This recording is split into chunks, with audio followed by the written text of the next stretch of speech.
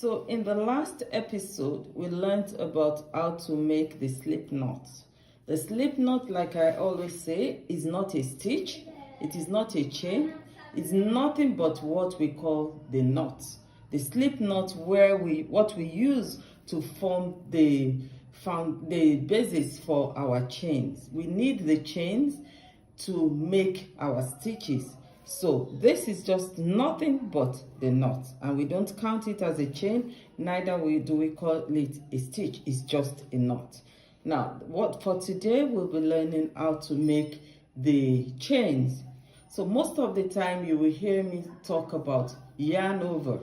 What is yarn over? Yarn over simply means bringing your yarn from the back to the front while we secure it to this part of the crochet hook that we call the throat of the crochet hook. Like I said, at some point we'll talk about the anatomy of the crochet hook. So what next do we do at this time? We're going to bring over the knots from the back and try to bring it to the front. Bring it over the hook, I mean. So that forms our first chain. Again, like I said, we're going to be talking a lot about yarn over. We're going to yarn over, that is, bring the yarn from the back to the front. Make sure it's secure on the throat of the hook while you try to bring over the loop on the hook. So that forms a second chain. With time, you're going to get firmer chains. It's going to be firm more. Now it's a bit loose. It's expected of learners, beginners, to have loose chains like this. So how do we make our chain again? Just yarn over, that is, bring the yarn from the back to the front, secure it on the throat of the crochet hook, and bring the loop over through to the crochet hook. Again, yarn over from the back to the front, secure the yarn on the throat of the hook, and bring over the loop at the back through the hook. So these are the chains. Like I said, for beginners, it could be a bit loose, but don't worry.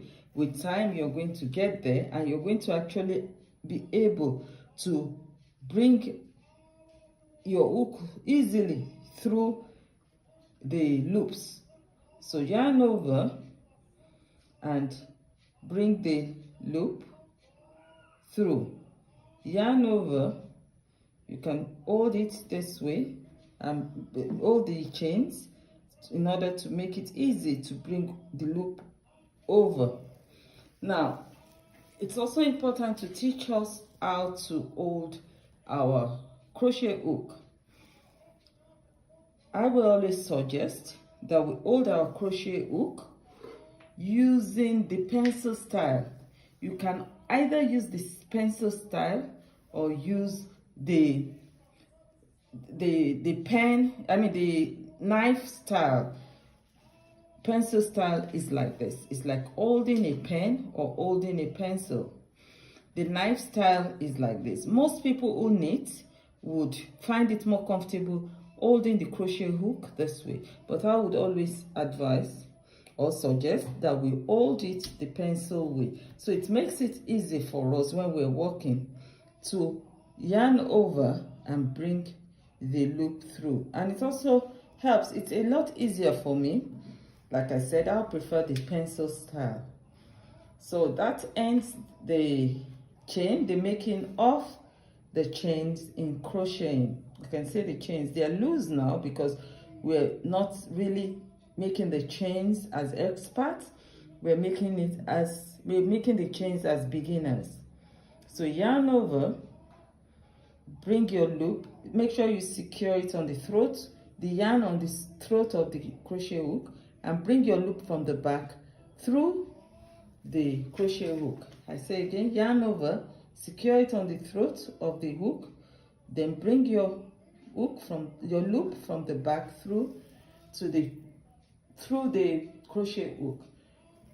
So this ends the making of our chains. Don't be surprised if your chains turn out like this, very loose. It's one of those things. Now, one thing we need to know is that the chains with time will get a lot better.